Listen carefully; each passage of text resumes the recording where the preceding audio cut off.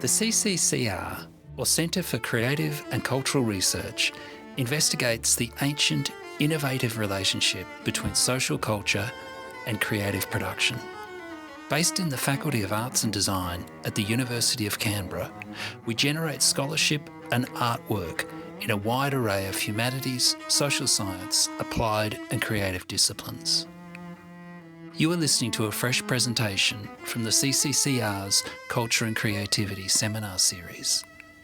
The presentation was delivered with slides. To view those slides, or to learn more about the Centre's work, please follow the links in the program notes. This podcast was recorded on the unceded lands of the Ngunnawal and Ngambri peoples.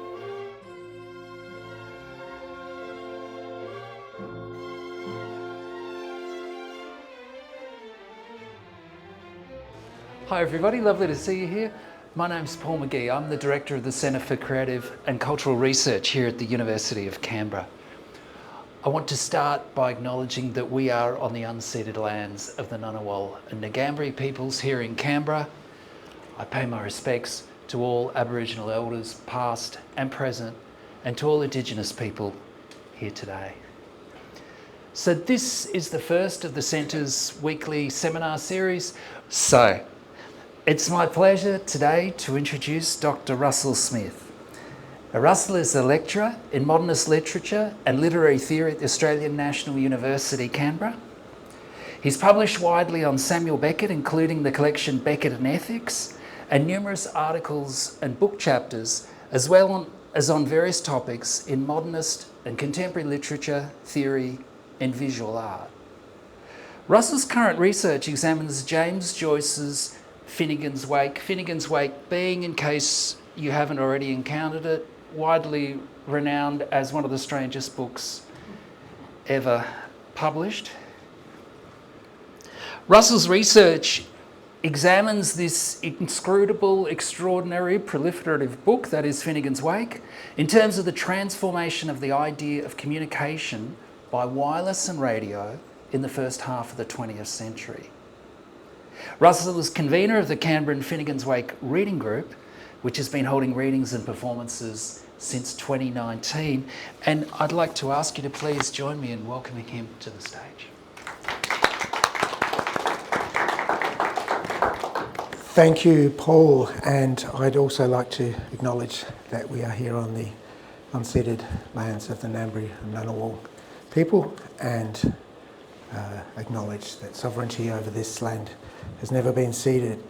And thank you, Paul. Paul didn't mention it, but he is also a member of the Finnegans Wake Reading Group that was started by the writer Gabrielle Carey back in 2019 when she was here as she was at the Coombs Fellow at ANU, working on a book on the writer, I've gone blank, The Only Happiness Here book.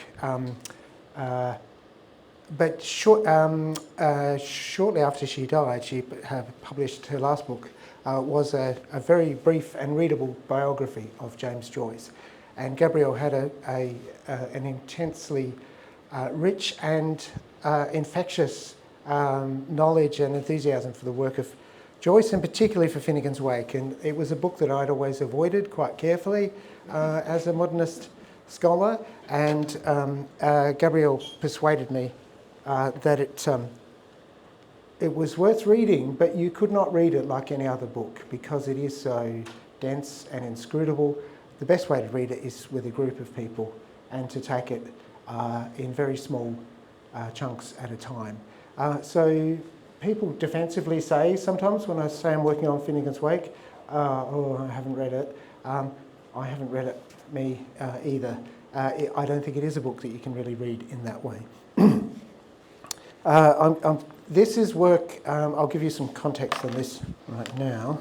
So the talk's going to be in three parts. First a bit about a section from the Wake that I draw in for my title. Then a little bit about mediums and media, the advent of wireless and the relation between electronic telecommunications and spiritualism. And then returning to the Wake. The third part is very much, it would be an exaggeration to say the paint is still wet. In fact, I think half the paint is still in the can. So this is very much work in progress. I'll explain that now, which is as part of a bigger project called James Joyce's Radio Tower of Babel, as Paul explained, looking at the influence of wireless on the idea of communications and how Finnegans Wake responds to this new environment of telecommunications in the 20th century. So if you're not familiar with the Wake, and there's no reason why you really should be, it was the last book written by Joyce, a totally bonkers project that he worked on for 17 years, from late 1922 until its publication in 1939. And that just happens to coincide almost exactly with the first era of broadcast radio. The Wake is written in a kind of made-up language, which, among many references to itself, can be described as that language at any sins of the world. A multi-layered language of obscure references and double and triple meanings in English and some 70 to 80 other languages. So the inspiration for the project comes from an article by Joseph Connor, in which he suggests that the language of the Wake is somewhat like the experience of a radio listener in Europe in the 1930s. Radio air was full of noises, wandering signals, high-altitude skips and super heterodyne screeches, and anyone who listened to it had gradually to attune themselves to a cacophony of voices speaking all at once. That is very much what the texture of the Wake's language is like. So my project is looking at how wireless in particular changed the notion not just of language but of communication, and how Finnegans Wake can help us understand that. The other bit of context is that this is a first go at a paper that I'm going to present at the conference of the British Association of Modernist Studies, BAMS, and a joint with the Modernist Studies Association of America, happening in Loughborough in England in July. So although this is very much first go, at least I've got a little bit of time to revise it, and that's why I very much welcome feedback and questions and things that I perhaps haven't made clear or don't make sense, or whatever constructive suggestions you may have. So this paper, this is part of a book-length project, and this is the chapter that is going to look at the links between wireless communication, spiritualism and telepathy that were widely discussed in this time, and that feature repeatedly in Finnegans Wake. So this quote that I pulled out for my title is one that it turns out is not actually particularly well chosen to illustrate the theme that I'm looking at, but it will do well as an introduction to how the Wake works and introduce a couple of the points that I'm going to come back to. So first, this quote is relatively straightforward in Wakean terms to translate from Wakeese back into standard English, with Nought a word from the wordless either, or either, with not a word from the wireless ether.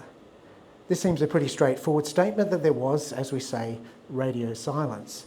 Radio silence are one of these many oxymoronic phrases you come across in telecommunications, because radio, of course, radio signals are silent. They're not sound waves, they're electromagnetic waves. So not vibrations of the air, but they were conceived at the time as vibrations of the ether. So we'll come back to the question of the ether. As always with the Wake, it's worth examining this phrase in context. So the sentence has a whole paragraph to itself. After a passage which evokes the four elements of ancient science. So in this passage, the character Glug is seeking the answer to a riddle. But what is it which is one going to prehend? Seeks, puzzling his brains, the finder. The context is that of a seeker after knowledge, puzzling his brains, hoping to find an answer, and he looks for answers in each of the four elements. He asked of the hoothed fire shield, but it was undergone into the matewed heaven. He sought it from the luft, but that bore ne mark ne message. He looked upon the blooming grund, where only his corns were groaning. At last he listed back to Beckline how she pranked alone so jauntily. The scanned for schooling. Oh, I'll cut that bit out. And then with Nought a wired from the wordless either. So because everything in the Wake maps across multiple levels, The four, we're going to have a look at this, the four elements here are linked to the four evangelists of the Gospels: Matthew, Mark, Luke, and John, collectively referred to in the Wake as Mamalujo. And because nothing in the Wake is fully identical to itself, the four of the Mamalujo are actually five. They are constantly accompanied by a donkey or ass who intermittently interrupts them with its braying or sometimes speech. The four evangelists are in turn mapped across the four provinces of Ireland, traditionally Ulster, Leinster, Munster and Connacht. And once again, this territorial division of the four provinces of Ireland is known in Irish as Cuaige, a word which literally means fifth part. So although it is no longer used, there used to be a fifth central province, Meath or Meath, derived from the Irish word for middle. And that was home to Tara, the traditional seat of the paramount chief of all Ireland. So if we look at this passage again, the four elements also include a fifth element. So we have the fire shield linked with Matthew, Matthewed heaven, the Luft, air, German for air, linked to Mark, Luke, he looked upon the blooming Grund, Grund being the earth, and the Beck is another name for a river or a stream, water linked to John. And then the fifth element comes in the last paragraph, the ether. So the seeker is trying to tune into a message from the wireless ether, but there is radio silence, naught a wired. So the OED entry on ether is particularly helpful, I think, because it sometimes was and sometimes wasn't one of the four classical elements, the fifth of the four. And it was considered the medium through which electromagnetic wireless messages were transmitted. And so that ambiguous status, being the fifth of the group of four, is it a real thing? Is it a theoretical conjecture? Is it science? Is it pseudo-science? Is very much appropriate to the notion of the ether. So in physics, an extremely rarefied and elastic substance formerly thought to permeate all space, including the interstices between the particles of ordinary matter, and in later use to be the medium by whose vibrations light and other electromagnetic radiation is propagated. Also more fully, luminiferous ether, now historical, very comfortably relegating this concept to history.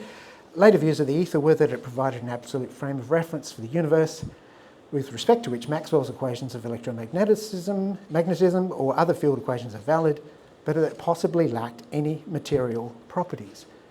Following the negative result of the Michelson-Morley experiment and the proposal of Einstein's special theory of relativity, the concept was gradually discarded. So these Michelson-Morley and Einstein paid to the ether both as experimentally undetectable and theoretically unnecessary, but the concept continued to enjoy a long and distinguished afterlife. For not only do we say vanish into the ether and materialise out of the ether, we also still just use these things, Ethernet cables. And in another familiar oxymoron, Ethernet cables are the industry standard for a wired local area network, not a wireless network. You would expect ether would be wireless, but Ethernet cables are wired. And furthermore, though I'm not a quantum physicist, if there are any quantum physicists in this room, I'd be interested in your view of this. There is a recently published paper on the quantum luminiferous ether. So the idea keeps coming back from the dead. So this paper will examine the relation between electronic communication and spiritualism, with particular attention to the transition from the wired electronic communications, which we can say date from the telegraph, 1844, the telephone, 1876, and then wireless, first wireless telegraphy around 1895, wireless telephony from around about 1900, and broadcast radio really takes off in 1922. So in this history, the concept of the ether plays a particularly important role as it straddles the space between scientific conjecture and the claims of spiritualism. And as Jeffrey Sconce's book Haunted Media argues, the technological shift from wired to wireless brings with it a conceptual shift in the nature of electronic communications. So he writes, so the advent of wireless at the turn of the century heralded a radically different vision of electronic presence, one that presented an entirely new metaphor of liquidity in telecommunications by replacing the concept of the individuated stream, and we also have metaphors like current and flow in the language of electricity, completely inappropriate metaphors, physicists assure us, with that of the vast etheric ocean. Disembodied consciousness of the living and the dead no longer travelled a fantastic wire that connected the mundane here with the transcendental there. Wireless replaced this comforting and often utopian ideal of extraordinary interconnection with a more bittersweet presence, one that evoked a no less marvellous, yet somehow more melancholy realm of abandoned bodies and dispersed consciousness, a vast ocean where the very act of communication reminded the operator of his or her profound isolation. So I'm going to look at the kind of entwined history of electronic telecommunications and spirit telecommunications, what is called modern spiritualism. So the birth of electronic communications is conventionally dated to 24th of May 1844, when Samuel Morse, that's him on the left, using the code he had invented, sent from the Capitol in Washington to his assistant Alfred Vail in Baltimore history's first telegraph message, "What hath God wrought?" No question mark in the original message. I don't think he hadn't worked out, hadn't thought of having question marks in his code maybe. All capital letters, of course, as well. The birth of what is usually described as modern spiritualism occurred a few years later with the Fox sisters in Rochester, New York, who began to hear mysterious tapping, rapping and knocking sounds. As Jeffrey Sconce tells the story, suspecting an unseen intelligence behind the rappings, the children's mother engaged the invisible entity in dialogue. Eventually, by rapping its answers in response to the questions of Margaret Fox, the spirit correctly counted 10, identified the ages of the Fox children, and numbered how many of the Fox family were still alive and how many were dead. Later, the spirit responded to more complex questions by rapping once for yes and twice for no. So right from the beginning, these communications were conceived as a spiritual telegraph.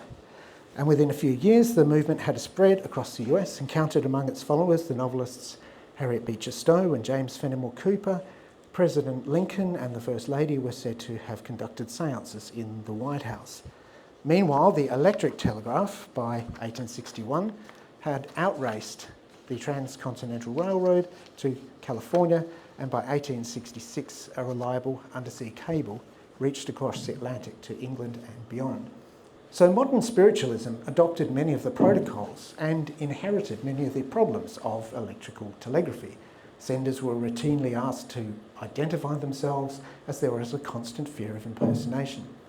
Signals were often faint or obscured by interference, and messages were sometimes garbled or unintelligible. And relations between the interlocutors would sometimes break down, and the senders would go offline.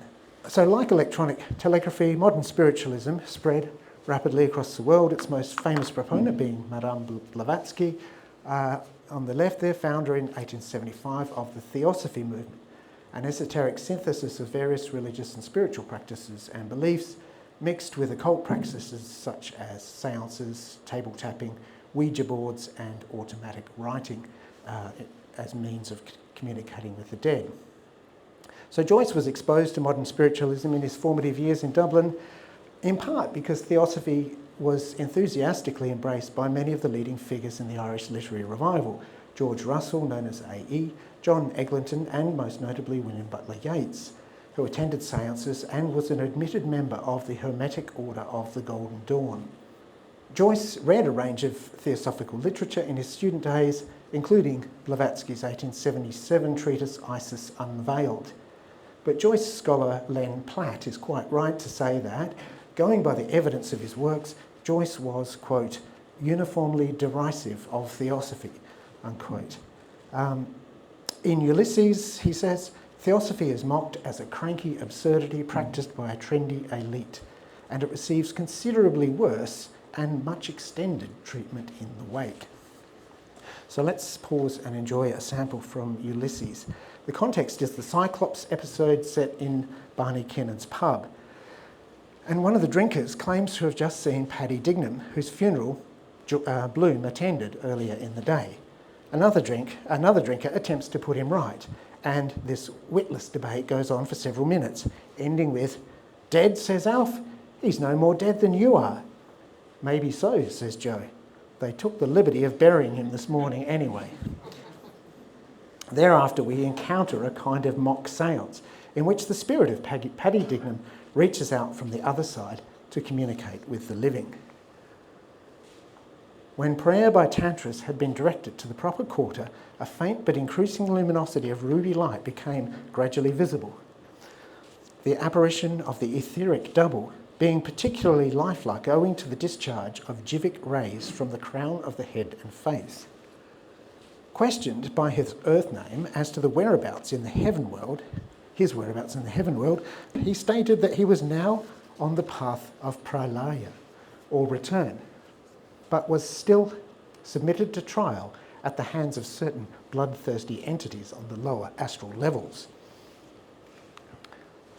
Interrogated as to whether life there resembled our experience in the flesh, he stated that he had heard from more favoured beings, now in the spirit, that their abodes were equipped with every modern home comfort, such as talafana, alavatar, hata kalda, water closet. I hope you're hearing the modern conveniences that they're meant to be. And the highest adepts were steeped in waves of volupcy of the very purest nature. Talavana is a telephone. Talavana, alavatar, hata kalda, and water closet. Before departing, he requested that it should be told to his dear son Patsy that the other boot, which he had been looking for, was at present under the commode in the return room, and that the pair should be sent to Cullen's to be sold only as the heels were still good. He stated that this had greatly perturbed his peace of mind in the other region, and earnestly requested that his desire should be made known. Assurances were given that the matter would be attended to, and it was intimated that this had given satisfaction. And then the passage concludes with this wonderful lament of Paddy's drinking companions, beautiful in its blurring of presence and absence, the living and the dead. He is gone from mortal haunts. So, John Guillory, in his widely influential essay Genesis of the Media Concept, notes that the Oxford English Dictionary's entry for medium is particularly rich in new citations in the late 19th century, commenting the most surprising common use of the word medium in this period, however, is 3, a person believed to be in contact with the spirits of the dead and to communicate between the living and the dead. The puzzle of 19th century spiritualism, which we need only acknowledge briefly here, has been greatly illuminated by historians of technology who have shown convincingly that such spiritualism is a shadow cast by communications technology itself, a nice joke of history underscored by the tenacity with which the spiritualists sought to use media technology to capture the voices and images of the dead. Now, I'm not a spiritualist, but I think Guillory's brisk dismissal of spiritualism in the history of the media concept should give us pause. Most notably, some of the pioneers of electronic communications technologies were themselves also spiritualists, with varying degrees and kinds of belief. But equally importantly, I'll argue, both spiritualism and electronic communications buy into what I will call, following John Peters Durham, the dream of communication, the unexamined truism that communication is an unmixed good. While communication is, Peters argues, one of the characteristic concepts of the 20th century, at the same time, he says, rarely has any idea been so infested with platitudes. In particular, this takes the form in modernity of the twin assumption that on the one hand, a whole host of problems can be solved by better communications, and on the other, that improvements in communications technology will themselves make for better communications. Another way of putting it, in a slightly less optimistic version, is that in the period since, for argument's sake, the invention of electric telegraphy, humans have made such stunning advances in telecommunications. And these advances have the potential to bring the entire human race, quote unquote, closer together. This is a phrase almost always used. But at the same time, regrettably, somehow this potential is always unfulfilled, its promise yet to be realised.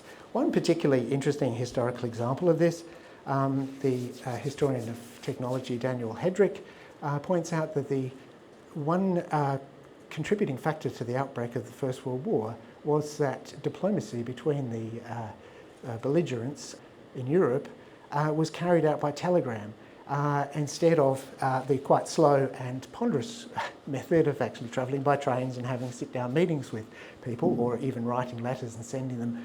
And that this accelerated urgency of diplomatic exchanges and replies led to ultimatums being issued with a kind of a speed and insistence that quickly tipped things over the brink into war.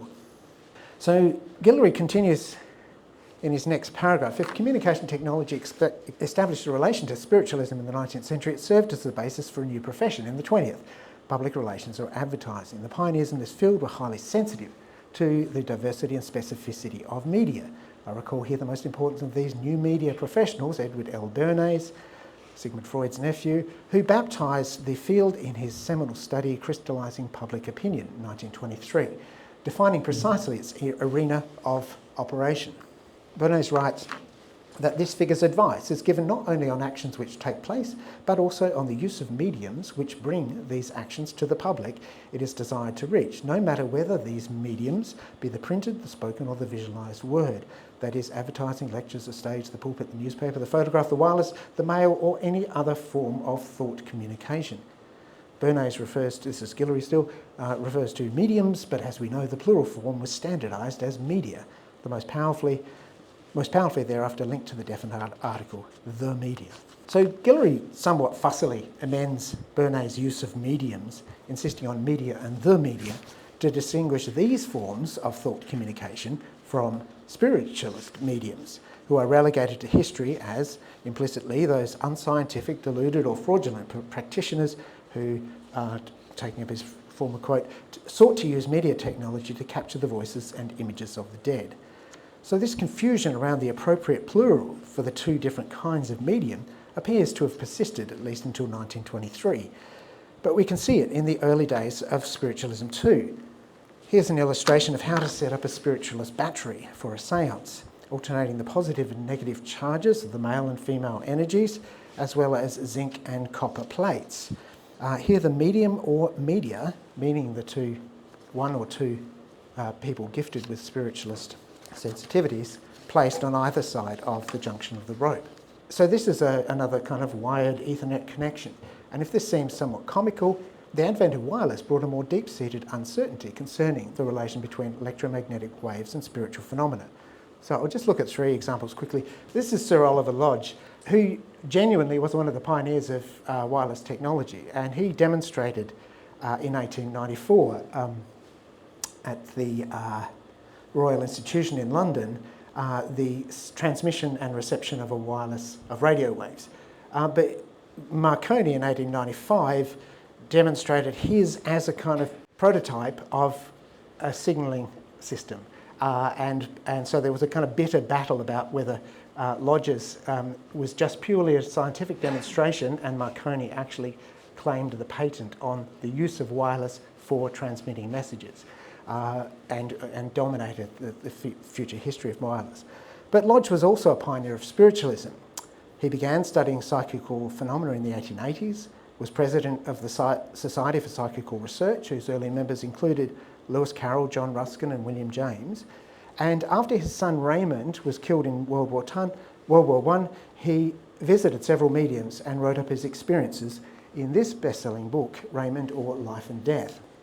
I'll just skip over this a bit quickly, but he says, death is not a word to fear any more than birth is. We change our state and enter a region of what? Of ether, I think, and still more myriad existence. a region in which communion is more akin to what we here call telepathy. In a chapter on the meaning of the term body, he says, our experience of bodies here and now is that they're composed of material particles. But I take it the real meaning of the term body is a means of manifestation. That the spiritual body, a strange mixing of language here, is a solid truth. It's interesting, the truth has to be solid when you're arguing for a spiritual body, and that our idealistic and transcendental selves will hereafter be permanently associated with the ether. So this is a scientist attempting to translate these ideas into the scientific language of the time.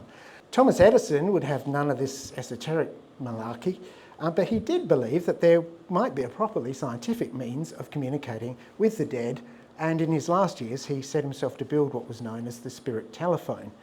If this is ever accomplished, it will be accomplished not by any occult, mystifying, mysterious or weird means, but such as are employed by so-called mediums, once again mediums in the plural, but by scientific methods. And finally, spiritualists had their critics, including Harry Houdini, the escape artist, who used his expertise with illusions to debunk, and you see in the subtitle, fraudulent mediums. And this article published in Popular Radio in October 1922, so this is all around the same period, 1922, 1923, 1924, shows how this is done. There's a number of sort of, in a sense, wiring diagrams to show how you can commit frauds using little mini radio transmitters. The wake, back to the wake. This is where things get a bit messy, or even more messy, I should say. Just a couple of notes to myself, just to frame this. I want to argue that the wake is a kind of a treatise, historical, theoretical, and certainly not very systematic, on communication systems, on the idea of communication from prehistory, that is from the invention of language by humans, up to and including television and other technologies very much in their infancy in 1939. In Finnegans Wake, this is talking about the characters now, disindividuation is the rule of identity. Everything has multiple identities, things shift, they constantly transform, they meld, they merge, they separate again. And another thing about the language of the Wake, Joyce described himself as a scissors and paste man. And the notebooks, I always thought this was just a bit of wank. If there's, I don't know, how many are there? 79, 83? There's a number of notebooks that Joyce just jotted down fragments and scraps in.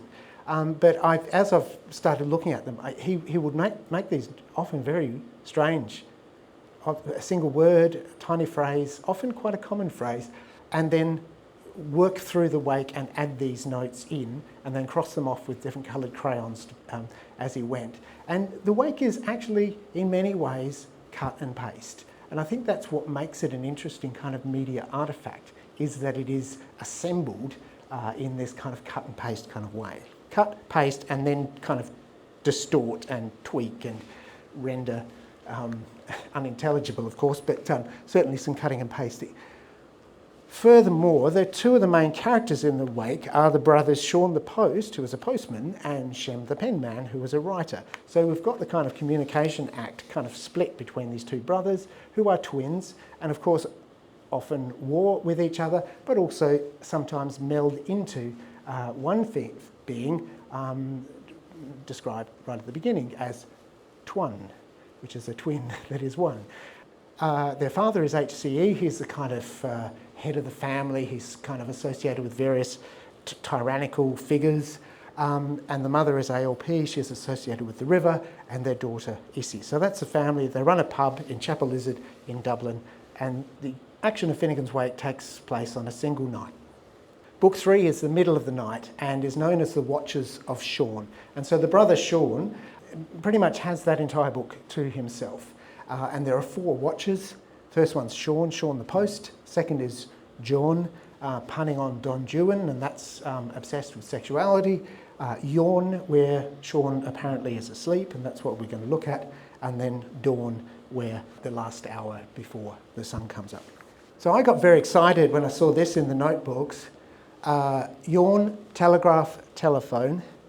Dawn, wireless, thought transference. And I would say my excitement was short-lived, but it wasn't. It was quite long-lived, which made it even more painful when the excitement turned out to be illusory. Joyce actually doesn't follow this schema.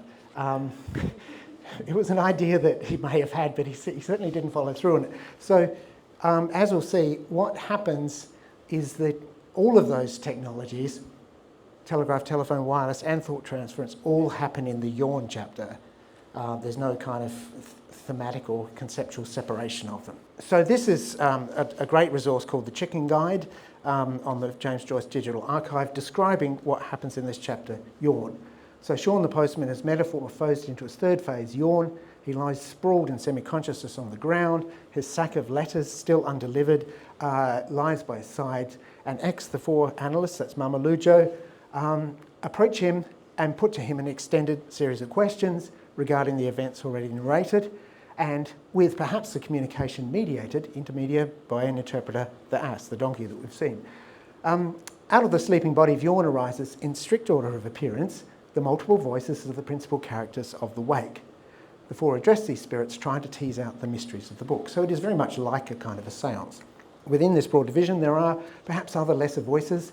It may be there's a babbling plurality of voices, all desperate to be listened to, which at specific points are filtered.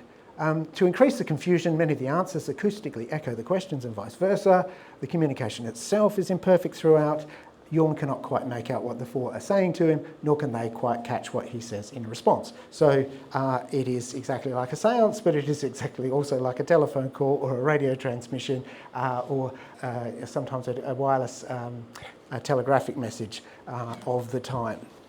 So Joyce, in a sense, revels in errors, noise, interference, and kind of breakdowns of communication media. So here's another note that is actually of more substance. I'll come to this in a minute, but a famous Irish-born spiritualist called Hester Travers Smith published a book called Psychic Messages from Oscar Wilde, which Joyce read with great interest.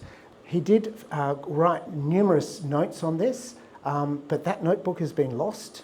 But Joyceans being what they are, there is a kind of reconstruction of that notebook based on the clues from Finnegans Wake.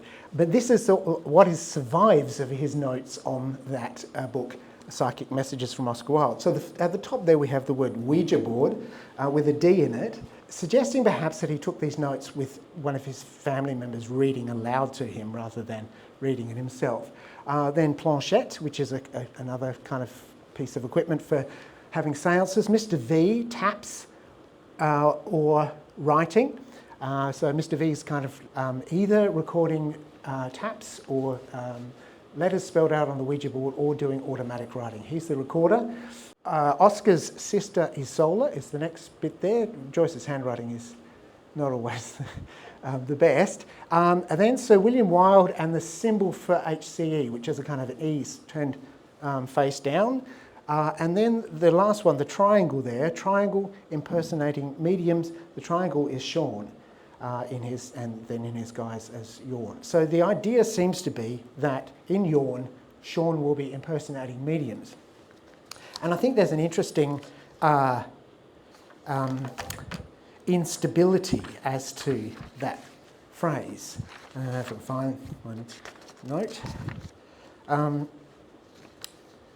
There's an ambiguity in the meaning of medium. Is he impersonating mediums as in spiritualist mediums, which is used with the mediums plural, or could we also read it as impersonating different forms of technological communication mediums, what we would now call media? And it seems that both are plausible, as the voices that emanate from Shaun's, or rather Yawn's, sleeping form seem to have the qualities of both electronic and spiritual communications. So this is from the Genetic Joyce Studies journal from last year, actually, and they consider that these 5 bare notes only indicates the compositional breakthrough idea that Joyce had at this moment, Shaun impersonating mediums.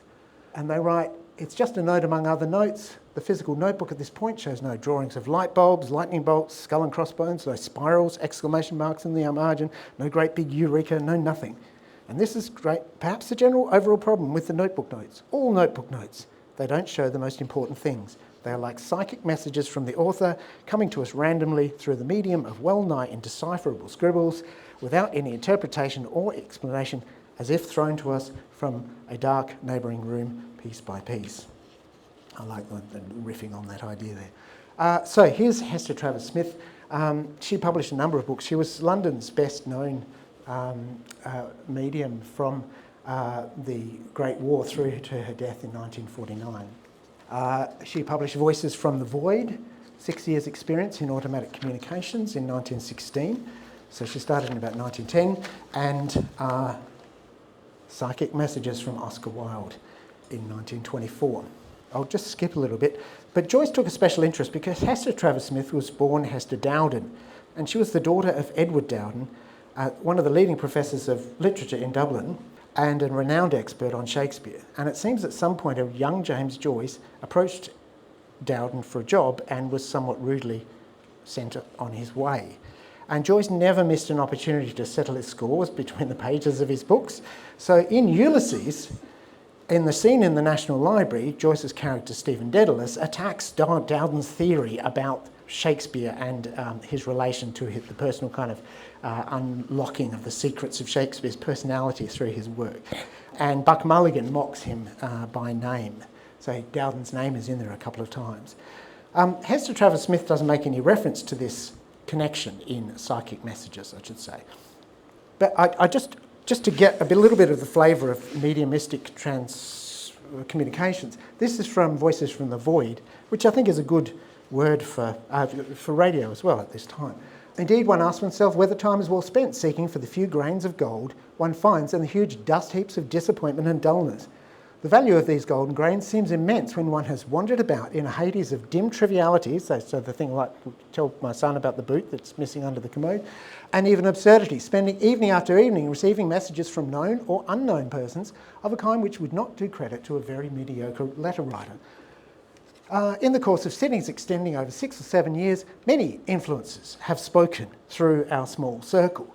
Of these, some were obviously frauds, and impersonations were frequent.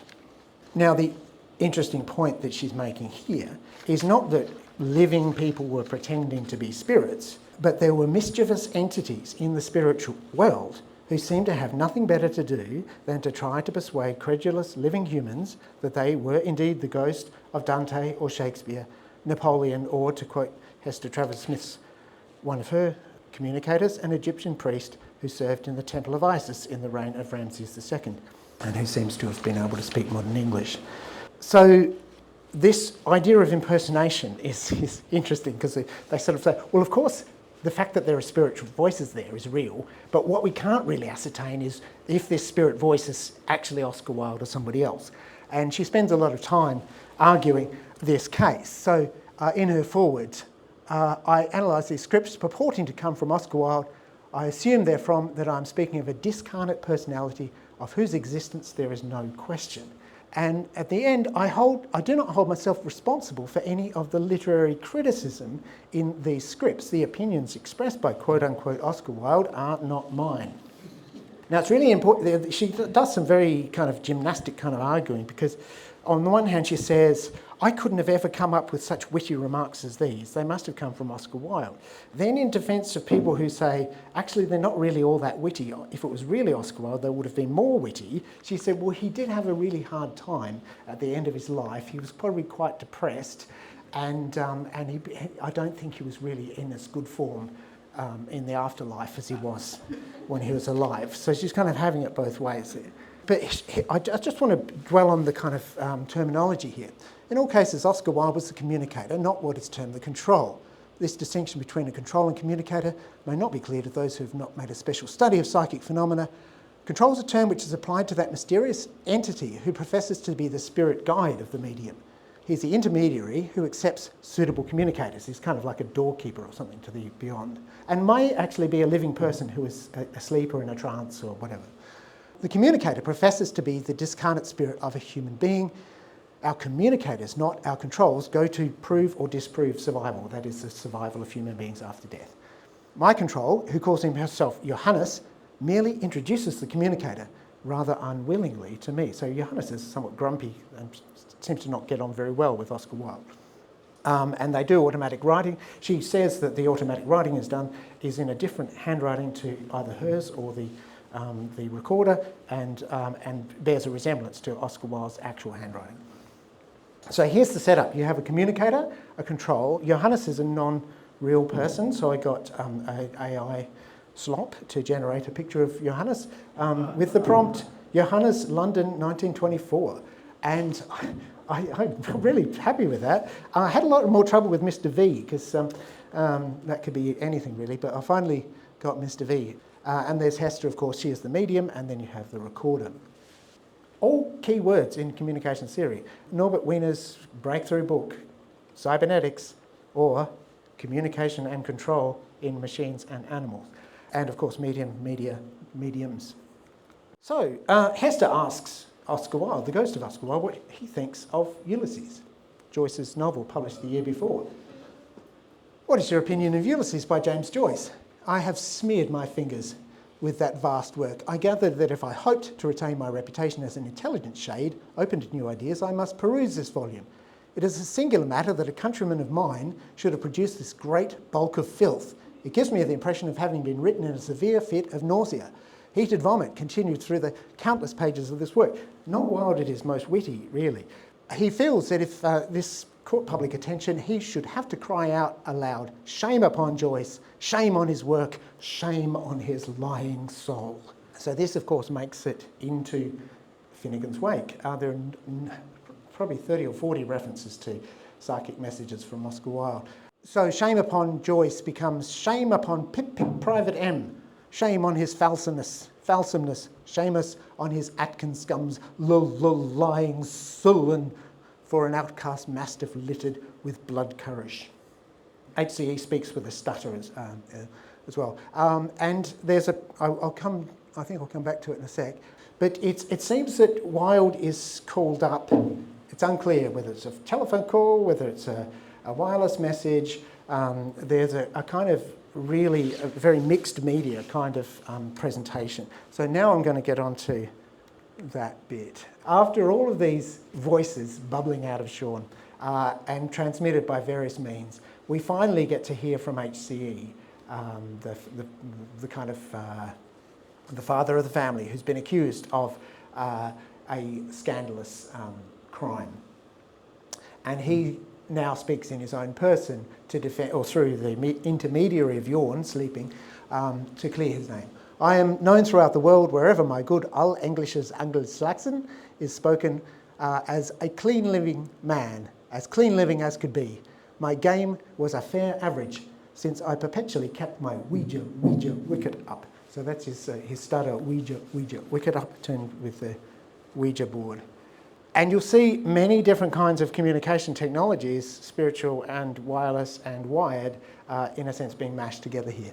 One of my life's ambitions of my young'und from the early PP period, while still to hedge school, intended for Broadchurch, I, being fully alive to it, was parochially confirmed in Califat's bed by a bougie beloved curate, author, another Ouija board reference, Michael Engels, the Archangel Michael, is your man, let Michael relay Sutton, that's Satan, and tell people here who have the phony habit, it was remarkable, in his clairaudience. Clairaudience is on the model of clairvoyance, and it means the ability to hear imperceptible messages. And phony habit, I think, works very nicely for this kind of potentially fraudulent spiritual mediums who seem to be able to hook up with people through a spirit telephone.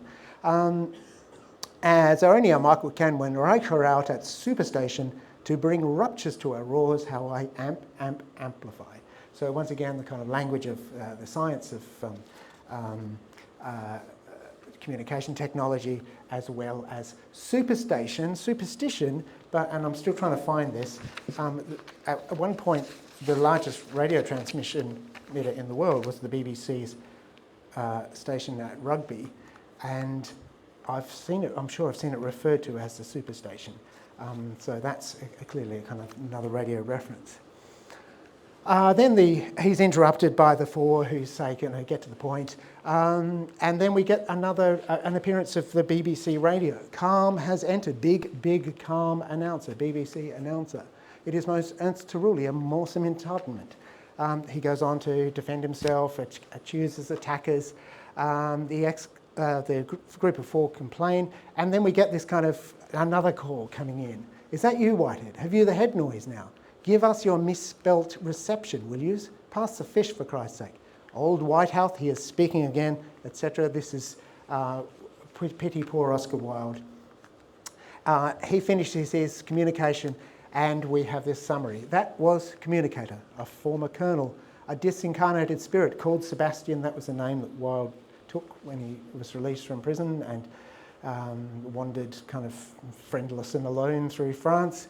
May Fernsprecher is a German word for telephone, isn't it, I think? Shortly with messages from my dead ported. Let us cheer him up a little and make an appointment for a future date. Hello, communicate? How's the boots? Ever sophistic, he does not believe in our psychos of the real absence. So there's this kind of mixture of telecommunications and spiritualist language. And so just a last couple of little, I guess, evocations of communications problems in the wake. There's this little sequence of telegraphic messages. Sparks flew, wires hummed, chirpings crossed, jams jarred. Being a reference to James Joyce, of course.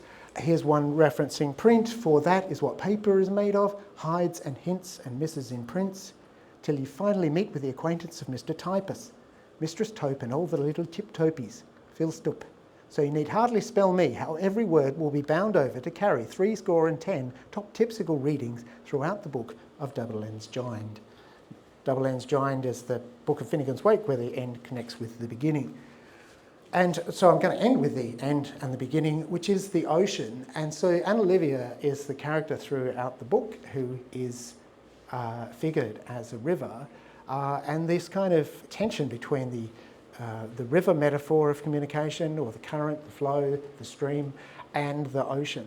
And at the end of the book, she flows out into the ocean. And so it is quite a melancholy kind of dissolution. It's a kind of death of her individualised personality.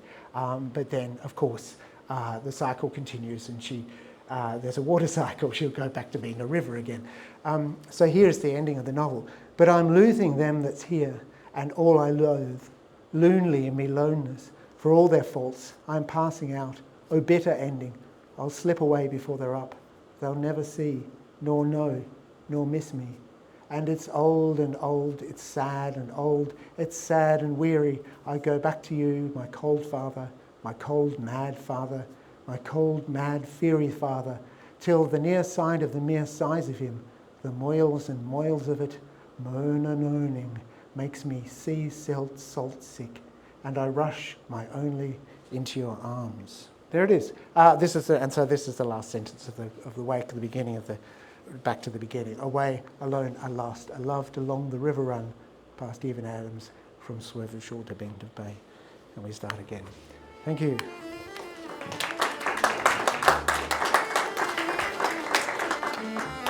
Wow, well, that was an adventure.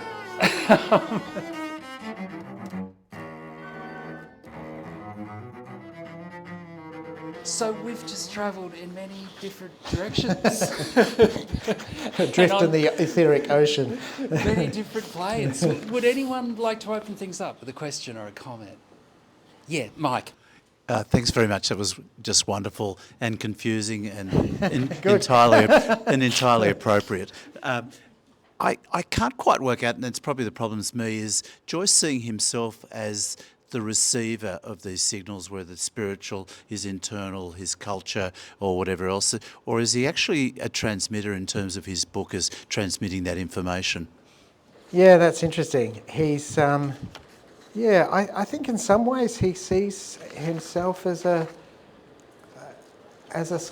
like a scribe, not necessarily having that kind of demiurge, kind of creative, make something out of nothing. He's always rearranging what he finds in front of him. And there's a nice little phrase which says something about that we have received, this we have transmitted. As it's a kind of a prayer. It's like it's just receiving a message and transmitting it on. And this kind of cyclical notion of... And the other thing I think that's really interestingly thematically in the Wake is that there's a single incident, scandalous incident that may or may not have happened, and the details are multiple versions of it, whether it, what happened and whether it did happen. And that story is told over and over and over again by different people from different perspectives, using different media, different modes of transmission. And so that whole kind of active transmission, which is what Shaun the Post is. He's not the creator of the message, he's the transmitter of the message. So it seems to be all, in some ways, focused on the active communication and reception rather than creation. I mean, there is a Joyce, the other brother Shem is a kind of Joyce character, and he's, of course, is filthy and despised, and but there's not very much about him. It's much more about the transmission and communication of the messages. Yeah. So yeah, that's a helpful thing to bear in mind, I think. Thanks so much for the presentation. But I do have a question.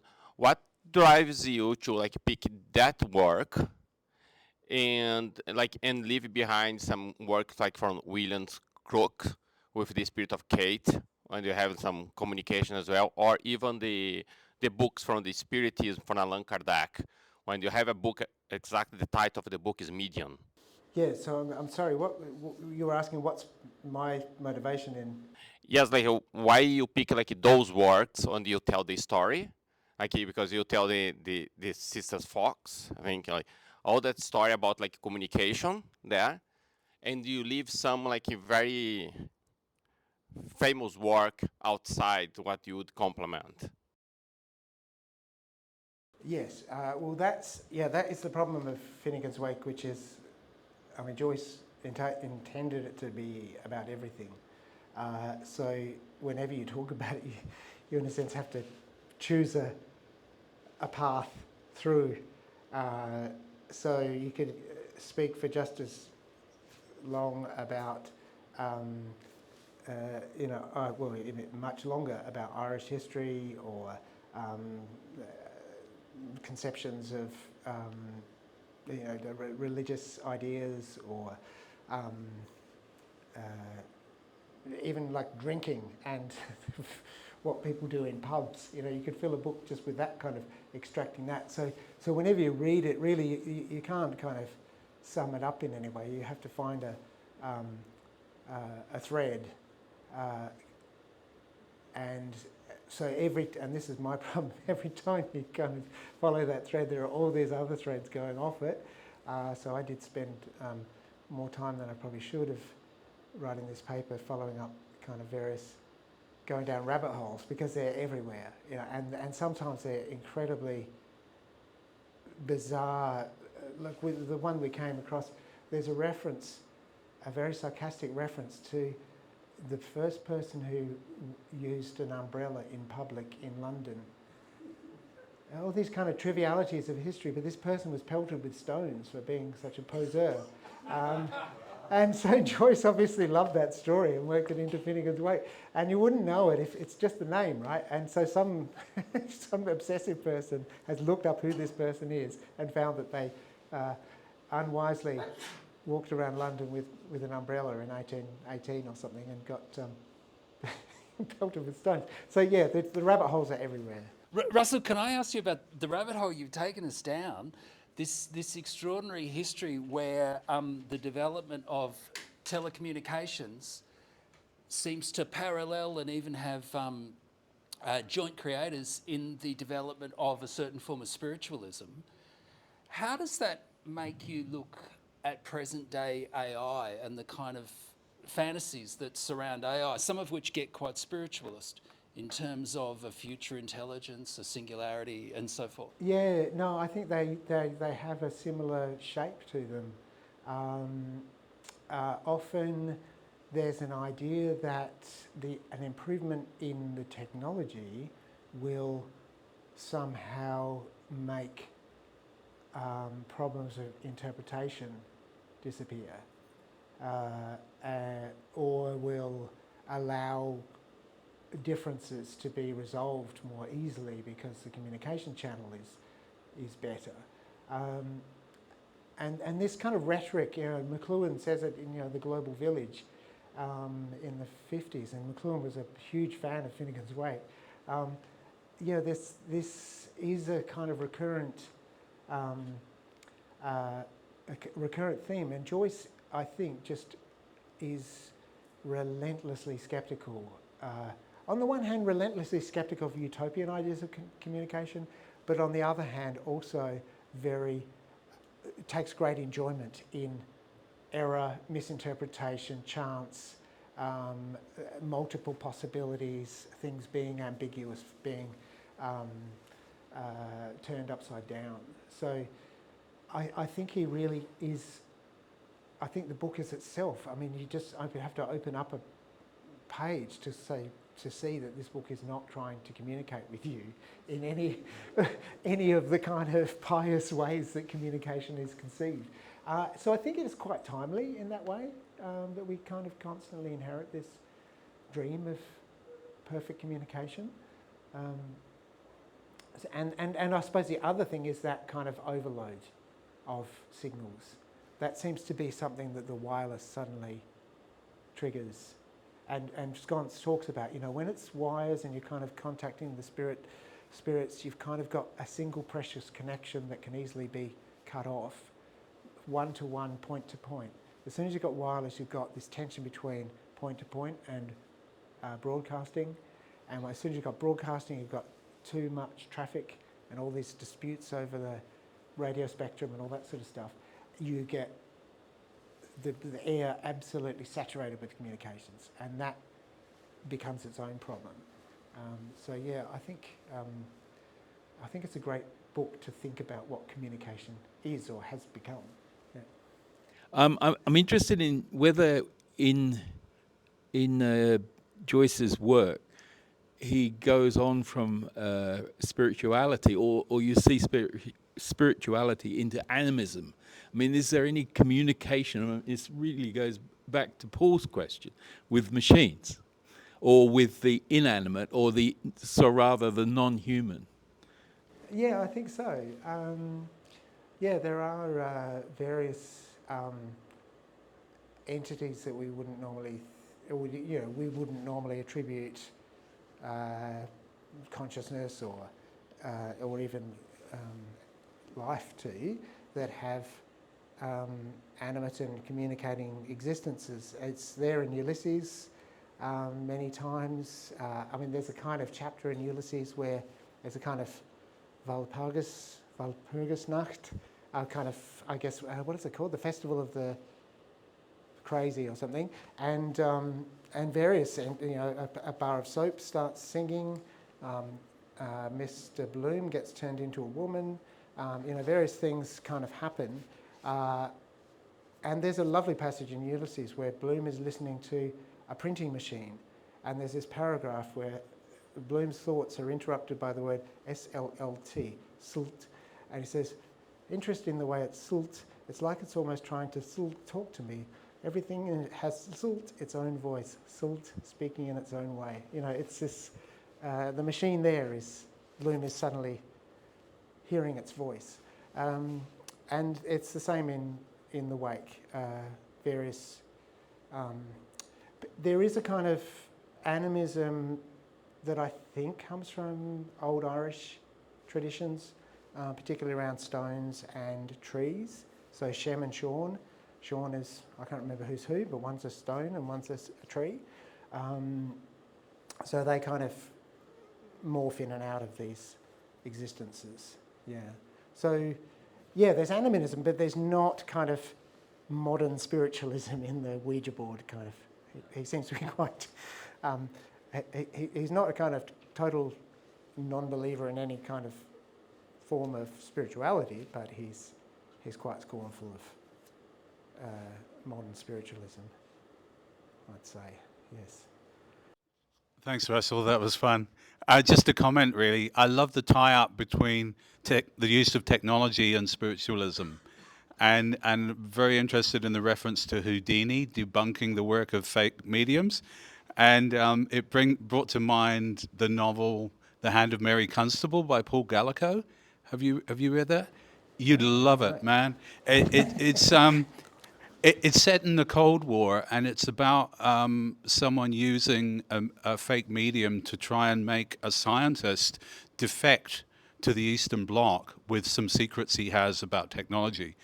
And they hire a guy whose job it is to debunk fake mediums, and he's someone who's genuinely interested in the spirit world and hopes to find a real case, but unfortunately he always manages to replicate what the medium does, proving that it's erroneous.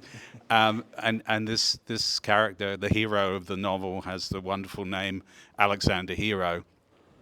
And the skill set of the medium and the escape artist are the same, and the medium and the magician are the same. And there's a lot in this novel about magic and the use of technology and gadgetry for magic and for medium presentation. And there's another novel by Paul Gallico called *Too Many Ghosts* too, about the same sort of terrain. But this one called *The Hand of Mary Constable* is particularly relevant because there's an interesting tie-up between the way the scientist becomes an absolute believer in the truth of the seance because he feels he's being given evidence. So that's kind of what's interesting about it. Yeah, there's an interesting spectrum, and Houdini seems to have been a fairly kind of hardened skeptic, but I think Edison's a really interesting one. He says, I don't believe in any of this spiritualist mumbo jumbo, but I'm going to build a machine that will actually scientifically, contact the dead. And there were many scientists who we still don't know really how. And you think about what we know about quantum, the universe as it is conceived in quantum physics, and there are many really spooky things there that you would not think made any sense in terms of the previous physical paradigm. So, so that was, it seems quite early on, having a really quite small radio transmitter with a little speaker in it was a good bit of gadgetry that you could have. And so that Houdini's holding a kettle up to his ear, and there were spirit kettles, there were spirit megaphones, there were various pieces of furniture like kind of clocks and paperweights that would transmit the voices of the dead. Often, if not always, using a little radio microphone, but maybe some of them were real. Hi, I'm fascinated by all of this, particularly your larger work where in your title, you're referencing the Tower of Babel. And the amount of religious iconography that grounds this almost as the counter narrative without it actually commenting. It's kind of, you're talking about the representations of the four apostles questioning, but I obviously haven't read the work. I'm also really fascinated by the donkey as the medium because that totally brings to mind Balaam's donkey. And even what I missed in your definition of ether, as in where Genesis, in the beginning, the world was formless. It was without form. It was a void. I'm really curious about, this function of the narrator, and whether or not it's Joyce. I don't know that I completely see narration that way.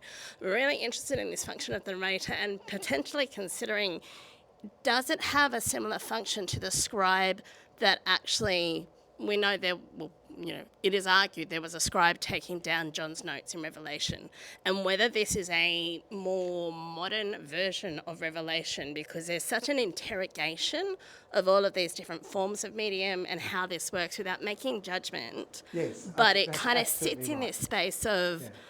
Here's, the narrator is effectively the medium, but, where this sits within the religious history that Joyce is obviously located within.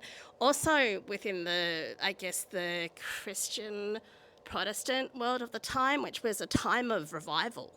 There were people, I can't remember the name of the revival, but it was around the end of the 1800s, early 1900s, and people, spiritual revival where people were getting messages from angels, messages from God, like that's overlapping with this spiritualism kind of emergence as well, but grounded in the church and being argued as distinctly different from spiritualism, yet so very similar. So, I mean, it's Yes, really they're just both- word salad at the moment, maybe not a question, but it's got my head going in so many places. Yeah, that's the trouble with this.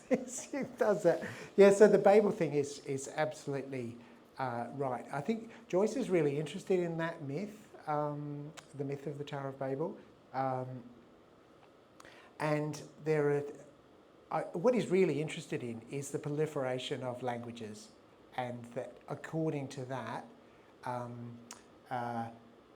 one version of the story is that I can't remember who they are, but on the plain of Shinar, they build this tower, they want to reach to heaven. God sees, because they all have one language and they all understand each other perfectly, and so there's nothing can hold them back because they have perfect communication system. And God sees, according to this version, God says, well, they're getting a little bit too big for their boots with their perfect language system. I'm going to make them speak a whole lot of languages that aren't intelligible to each other. And the tower doesn't fall. Sometimes it's called the fall of the Tower of Babel. They just leave it unfinished, and they are dispersed. And then the languages, or the single language of humans, is divided supposedly into about 72 languages. I think they're enumerated somewhere in the Bible. And there's one theory that Joyce tried to make 72 languages in Finnegans Wake to match that. Depends on how you count them, I guess. But there's another story.